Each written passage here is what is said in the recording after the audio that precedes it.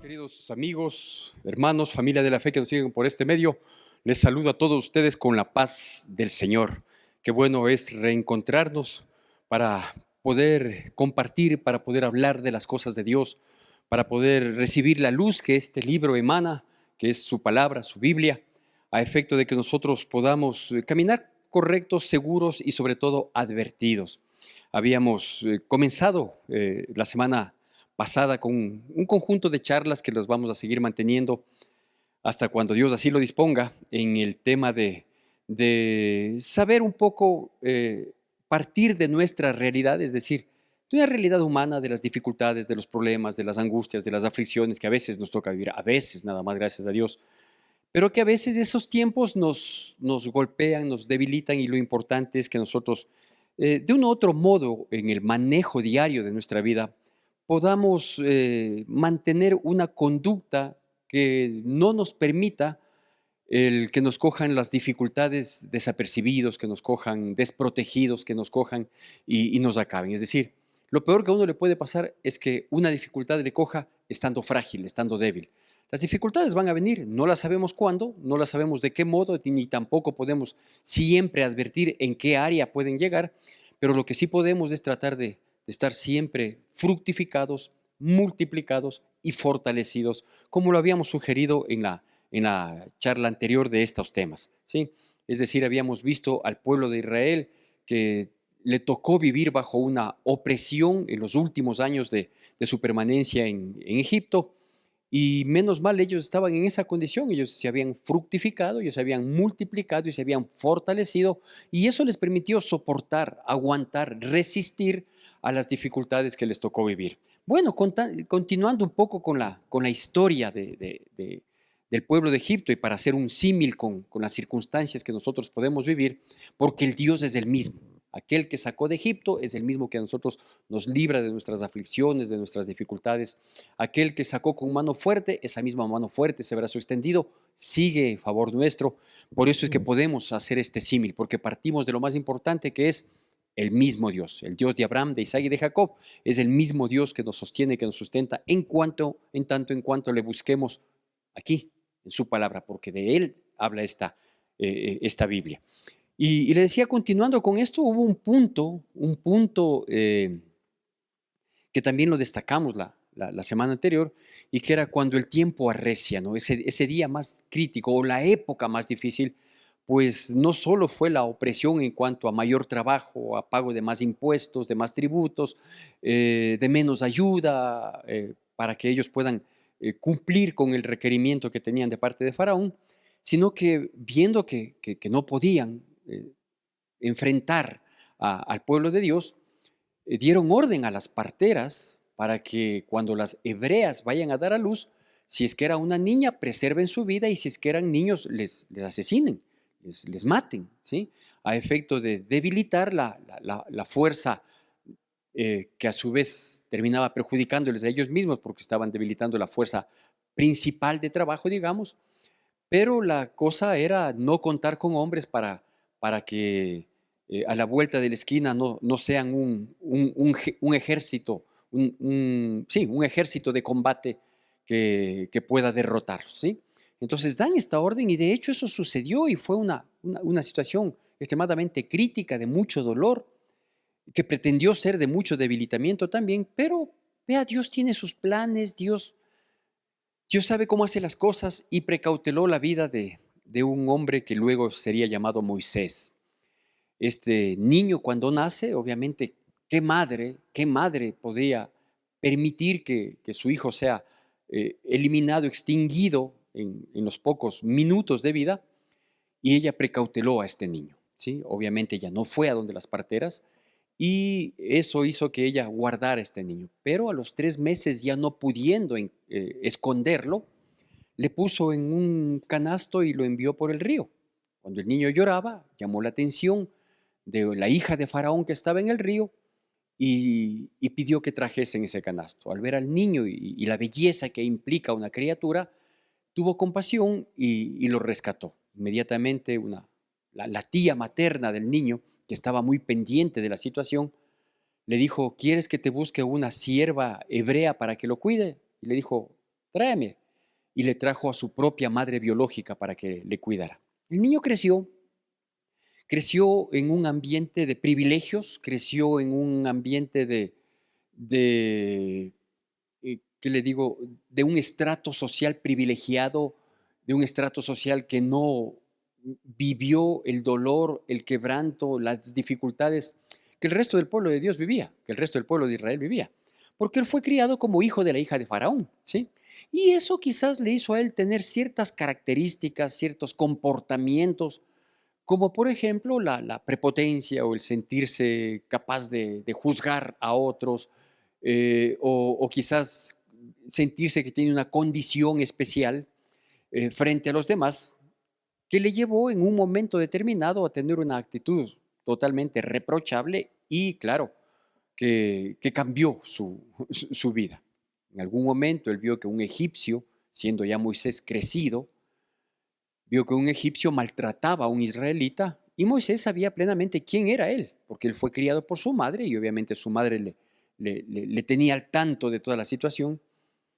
Y él se indigna, Moisés, ante el maltrato que un egipcio ejercía sobre unos israelitas, sobre unos hebreos, y él actúa inmediatamente. Y su actitud fue demasiado impulsiva, su actitud fue exagerada en el propósito de defender y termina matando al egipcio.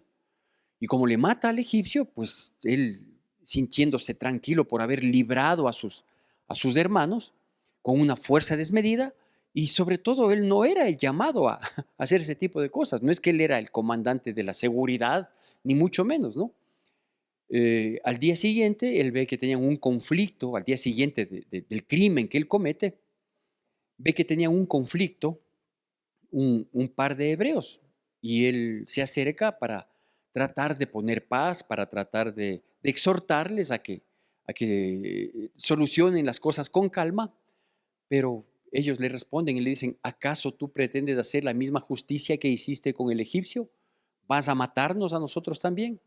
Él se ve descubierto de su crimen, pensó que eso había pasado por alto, pero esto ya comenzó a correr las voces y eso hace que él entre en un autoexilio, ¿sí? Es decir, él huye, porque al ser descubierto, obviamente, no solo que perdía sus privilegios de hijo de la hija de Faraón, sino que tenía que ser, tenía que ser ajusticiado, posiblemente con la muerte, con un encarcelamiento, y eso, sobre todo, habría empeorado la situación de los israelitas. Así que él se va al desierto, se refugia, estando allá, llega a arrimarse a un pozo de agua.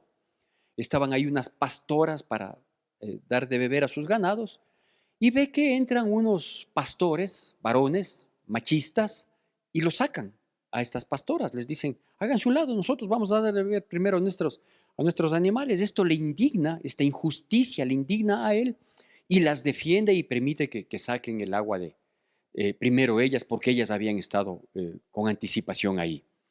¿Qué destacamos aquí de este muchacho? Primero, lo que debemos decir es que Moisés era un hombre común y corriente como usted, como yo, con nuestros privilegios en algunos aspectos, con nuestras dificultades, con nuestras conductas, con nuestro carácter.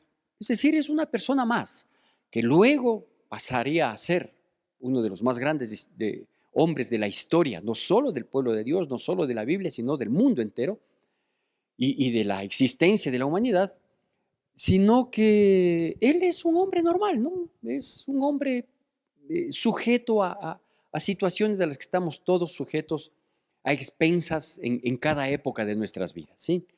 Él, digo, nació con privilegios, él desarrolló una actitud prepotente, él fue un hombre que creyó que podía ser justiciero. Una cosa es que él se indigne ante la injusticia y otra cosa es que él sea justiciero, ¿no? Es algo que yo trabajo, por ejemplo, en mi vida, ¿sí? Yo me indigno ante la injusticia y hay veces que trato de ser justiciero y eso no es correcto porque eso no me es dado a mí. Es decir, quien ejerce la justicia son las instituciones dentro de los marcos legales de cada nación. No es que como yo siento que tal cosa es injusta, yo voy a actuar emitir una sentencia y ejecutarla, ¿sí? Y ese fue la característica que más destacó en Moisés, ¿sí?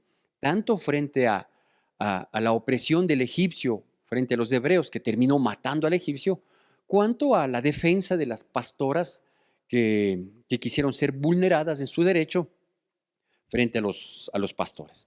Entonces digo, en parte ese sentimiento es bueno, pero no fue bien manejado, ¿sí? El que uno se indigne ante la injusticia es correcto, eso quiere decir que tenemos sensibilidad, pero el tratar de solventar la situación es lo que no estaba bien. Bueno, la cosa es que él pasa ahí 40 años en el desierto, ¿sí? Pasa 40 años, se casa con una mujer de ahí, precisamente una de las pastoras que fue beneficiaria de su defensa, y le toca vivir otra cara de la medalla, ¿sí? Es decir, ya no era el hombre que vivía en palacio, ya no era el hombre que tenía sus sirvientes, ya no era el hombre que recibía los privilegios, ya no era el hombre que tenía asegurada su vida por ser parte de la familia de Faraón. No, ahora le tocó vivir el otro lado, por no decir el otro extremo, ¿sí? Es decir, ahora él era un pastor más, era un arrimado en ese lugar, era ajeno a su territorio, si bien formó una familia, pero él era uno más, ¿sí? Y uno más de los que tenía que trabajar para enfrentar. Es decir, la vida le dio la vuelta a efecto de que él experimente algo que Dios sabía que necesitaba experimentar, a efecto de poder luego ser usado por Dios. Él no sabía que toda esta situación que comenzó con su autoexilio estaba dentro de un plan de Dios. Él no reconocía, simplemente vivía el día a día.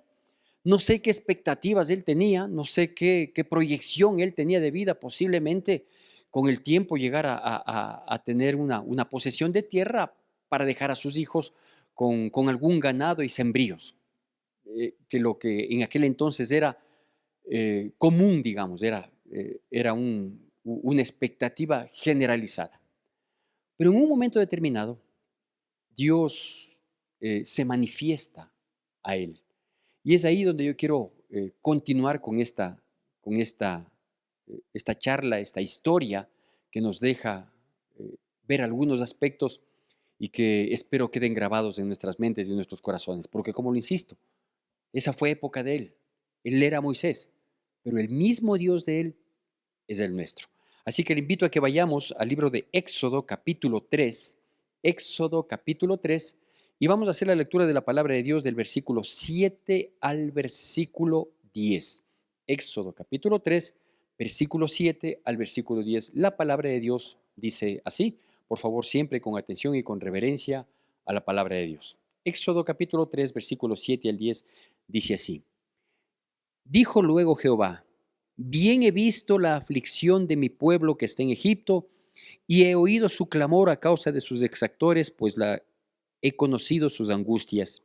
Y he descendido para librarlos de la mano de los egipcios y sacarlos de aquella tierra a una tierra buena y ancha, a tierra que fluye leche y miel, a los lugares del cananeo, del eteo, del amorreo, del fereceo, del heveo y del jebuseo. El clamor, pues, de los hijos de Israel ha venido delante de mí, y también he visto la opresión con que los egipcios los oprimen. Ven, por tanto, ahora, y te enviaré a Faraón para que saques de Egipto a mi pueblo, los hijos de Israel. Bueno, aquí la historia continúa y yo quiero destacar unos dos o tres aspectos que son importantes del saber. Lo primero que la palabra de Dios nos muestra aquí en medio de la aflicción que fue recrudeciendo, que fue empeorando, que fue agravándose, es que Dios mira la aflicción de su pueblo. Dios mira la aflicción de su pueblo. ¿Por qué destaco y repito esto? Porque aún siendo nosotros pueblo de Dios, es decir, que hemos aceptado a Cristo Jesús en nuestra vida, habiendo reconocido nuestros pecados, que tratamos de vivir conforme a su voluntad, que nos congregamos, que leemos la palabra, que oramos, que tratamos de depender de Dios, ¿sí? Digo, a pesar de ser cristianos y de tener los conceptos claros, a veces se nos olvidan. No es que dudemos de los conceptos, no es que dudemos de la doctrina del cristianismo, sino que simplemente fruto de la adversidad, de las dificultades, a veces se nos olvida, ¿sí? Y se nos olvida que Dios mira nuestra aflicción. A veces pensamos que Dios se ha olvidado de nosotros, que cómo es posible que esto nos haya pasado. Todos creemos que no merecemos cuando vivimos una adversidad. Yo no sé por qué, porque si creemos que no merecemos cuando vivimos una adversidad, yo también reconozco que tampoco merezco vivir en la bendición que se vive, ¿no es cierto? Es decir, todos los privilegios que tenemos como seres humanos, hablo acá de nuestro medio, en mi país y hasta en la región, a pesar de lo difíciles que son los momentos que se vive principalmente en mi país, pero el hecho de tener un lecho donde dormir, el hecho de tener un plato de comida todos los días, el hecho de tener una vestimenta para cubrirnos, sí, es bastante. Entonces, ¿por qué tengo que decirle yo a Dios, sí, no merezco esta aflicción? ¿Acaso estoy creyendo que sí merezco todo lo que tengo? Entonces, la vida es así, la vida es así, ¿no? Y cuando vivimos las aflicciones y cuando vivimos las dificultades y cuando la adversidad visita nuestras vidas, pues nosotros debemos saber que Dios está mirando nuestra aflicción, que quizás nosotros no veamos o no entendamos que Dios tiene un plan y que dentro de ese plan todo está bajo control. Eso es otra cosa, pero porque nosotros somos personas limitadas, es que no apreciamos, ¿sí?, el que Dios está trabajando. Y Él dice que miró la aflicción de su pueblo porque Él se conmueve, ¿sí? Él se conmueve con nuestras dificultades cuando a veces Él nos dice, o por un lado, estas dificultades no son sino la consecuencia de tus malas decisiones, o porque muchas veces Dios nos dice, esta dificultad es necesaria en tu vida para que crezcas, para cambiarte, para transformarte. En el caso de Moisés, 40 años en el desierto para cambiarle, ¿no es cierto? Para que él pueda llegar a ser lo que luego llegó a ser, para que nosotros podamos encajarnos, para que nosotros podamos entender y depender del plan de Dios, porque Dios tiene un plan para nuestras vidas en todo sentido, no solo cuando estamos mal tiene un plan magnífico, ¿sí? Pero aún cuando estamos bien, cuando las cosas marchan sin dificultad, cuando la vida nos sonríe, como se dice comúnmente, es decir, cuando vamos en camino de bien, ¿sí? Bien en nuestras relaciones interpersonales, que creo que es lo más importante, bien en nuestra salud, bien en nuestra parte laboral, por lo tanto, bien en nuestra parte económica. En fin, cuando las cosas marchan bien, también Dios tiene un plan para nuestras vidas. No es que cuando estamos bien no le necesitamos a Dios y solo cuando estamos mal le buscamos. No. Entonces Dios mira nuestra aflicción y tiene un plan para nuestras vidas. Pero ¿por qué? Quiero destacarle esto que lo menciona en estos pocos versículos 2 ocasiones, ¿sí? Dice que Dios miró la aflicción de su pueblo porque ellos clamaron a Dios. Y luego vuelve y repite, en el versículo 9 dice, el clamor pues de los hijos de Israel ha venido delante de mí. Clamaron, ¿sí? ¿Por qué destaco esto? Porque en realidad Dios mira la aflicción de su pueblo, aunque nosotros no clamáramos, aunque nosotros no pidiéramos, aunque nosotros no recurriéramos a Él, aunque Él no fuera una opción en nuestras vidas, sí, Dios mira nuestra aflicción, pero Dios va a actuar, ¿sí?, en la medida de que nosotros le busquemos, en la medida de que nosotros procuremos su ayuda, en la medida de que nosotros le digamos, Dios mío, estoy pasando esta dificultad, yo quiero que tú me ayudes, yo quiero que tú me guíes, yo quiero que tú me saques de esta situación. Entonces, el clamor, ¿sí?, es la parte nuestra, aunque Dios mira nuestra aflicción, pero para que Dios actúe, es decir, para que Dios diga, ¿puedo yo meter mano? ¿Puedo yo involucrarme en tu dificultad?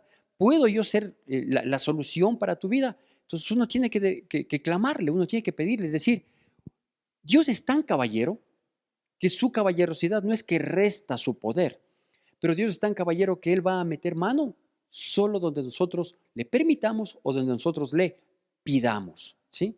¿Por qué insisto en esto? Porque hay gente que cuando pasa problemas, dificultades, uno quiere hablarles de Dios, uno quiere guiarles bajo la palabra, uno quiere encaminarles conforme a los propósitos de Dios. Y dice, no, no, déjame nomás. Si Dios mismo me mandó esta situación, ¿cómo voy a confiar en Él? Bueno, ¿sí? ¿Qué puedo hacer yo? ¿Qué puedo decirle yo? ¿Presionar, insistir? No, ¿sí? Entonces, Dios mira nuestra aflicción y va a responder conforme a nuestro clamor. Eso es lo correcto decir.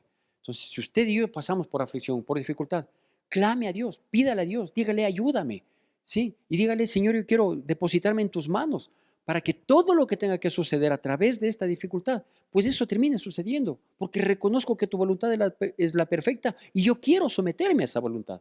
Pero si pasando una dificultad, si pasando una adversidad, si no le queremos tomar en cuenta a Dios, más bien nos alejamos de Él, más bien nos apartamos de Él, más bien reprochamos porque decimos que Él nos ha mandado esa situación, Dios no va a responder, porque es un caballero.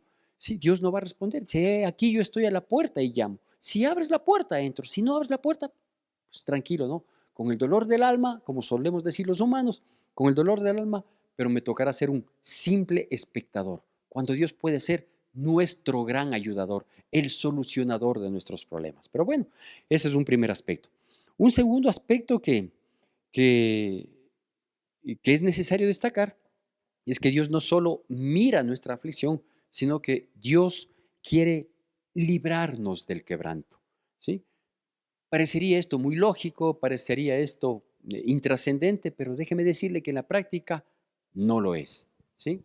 ¿Por qué? Porque una pregunta típica que hacemos los seres humanos cuando estamos pasando dificultades es, ¿qué querrá Dios de mí? ¿Sí? Entonces yo le voy a dar la respuesta partiendo de la palabra de Dios y no solo de estos pocos versículos, sino de toda la Biblia, de todo lo que Dios muestra y ha mostrado a través de la existencia de la humanidad. ¿Sí? Dios quiere el bien para nosotros. ¿Sí? Entonces Dios quiere librarnos del quebranto.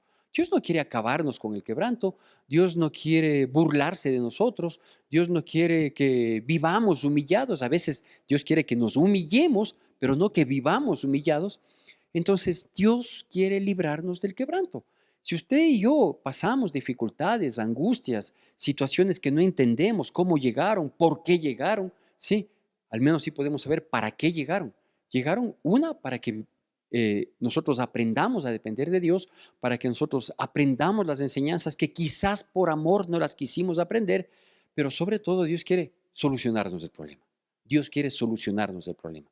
Dios no quiere que terminemos hundidos, hecho pedazos y simplemente apelando a una compasión de Dios que diga, que esperemos que Dios diga, ay, pobrecitos mis hijos, lo que les toca vivir. No, no, eso ni yo siendo humano, pecador, fallido, como soy, voy a permitir eso de mis hijos, ¿sí?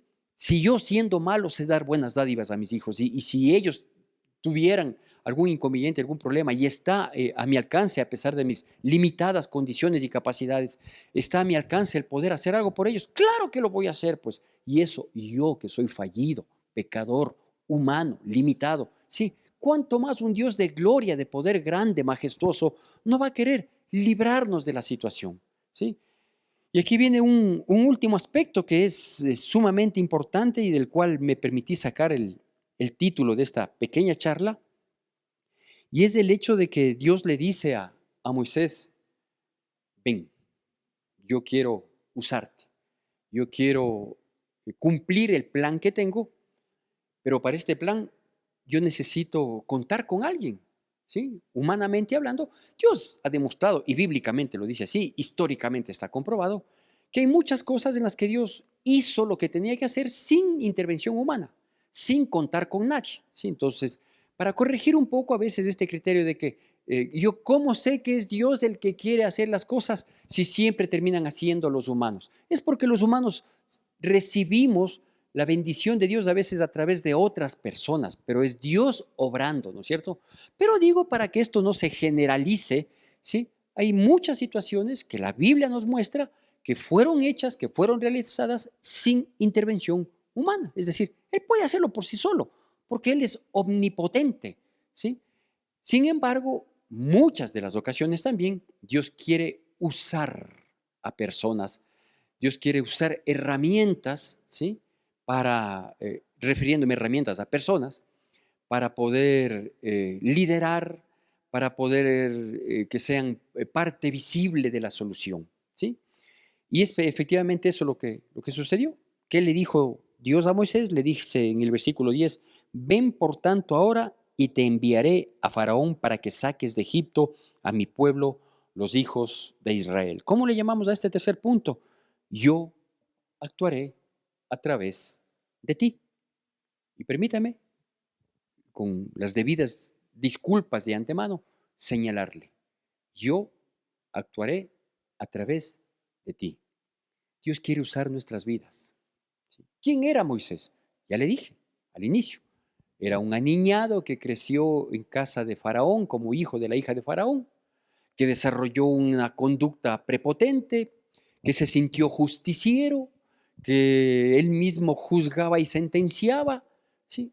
Ese era Moisés. O sea, el currículum de él como ser humano, en su desarrollo normal de la vida, de acuerdo al entorno en el que le tocó moverse, era ese. ¿Sí?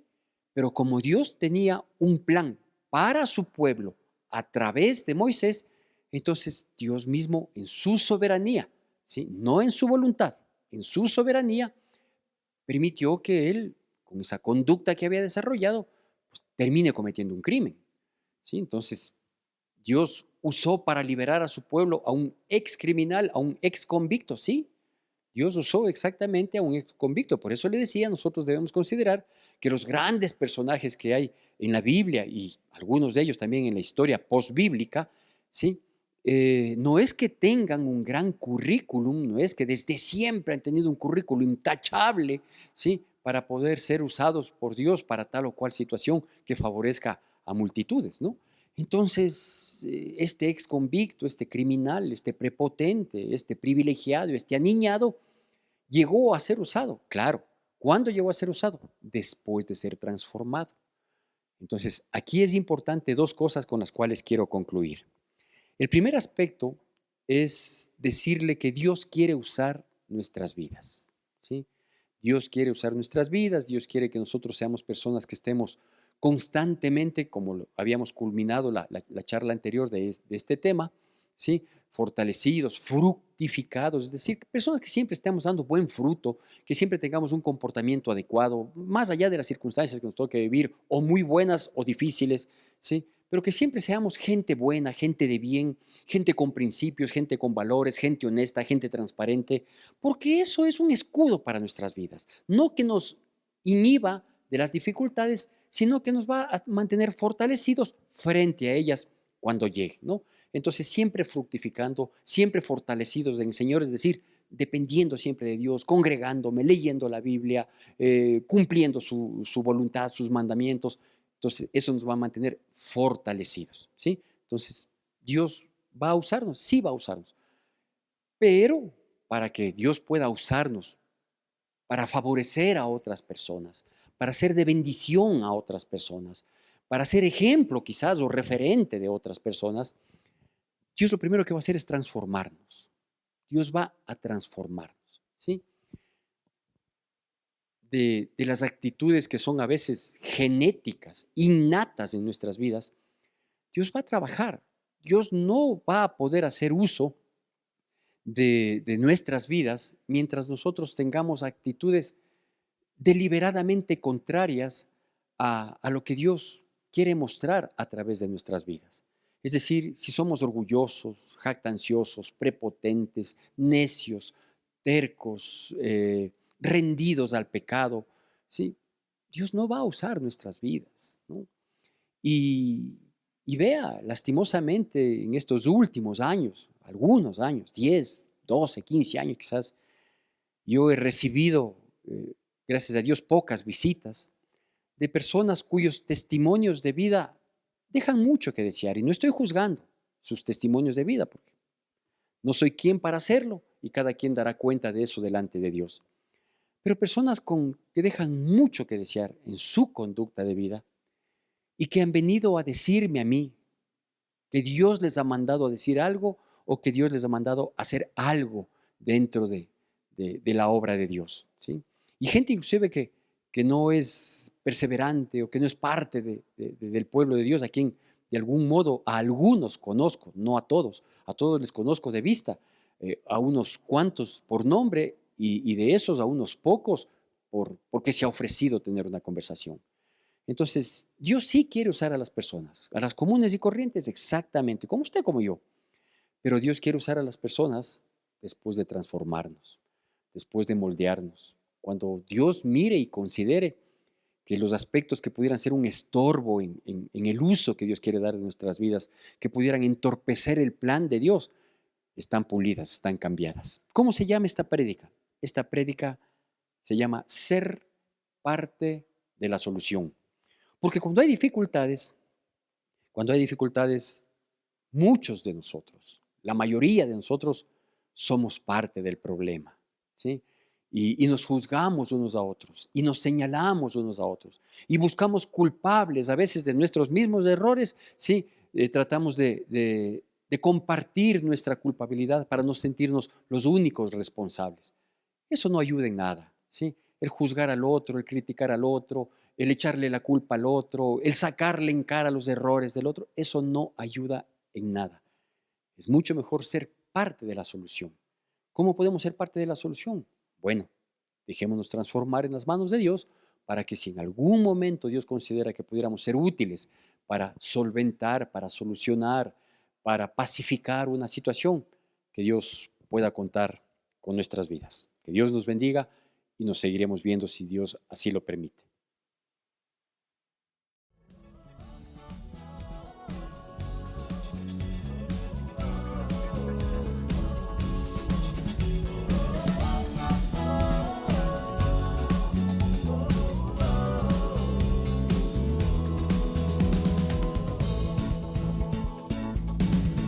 Toda la tierra y su creación se rendirán ante tu trono, Dios, y toda lengua te confesará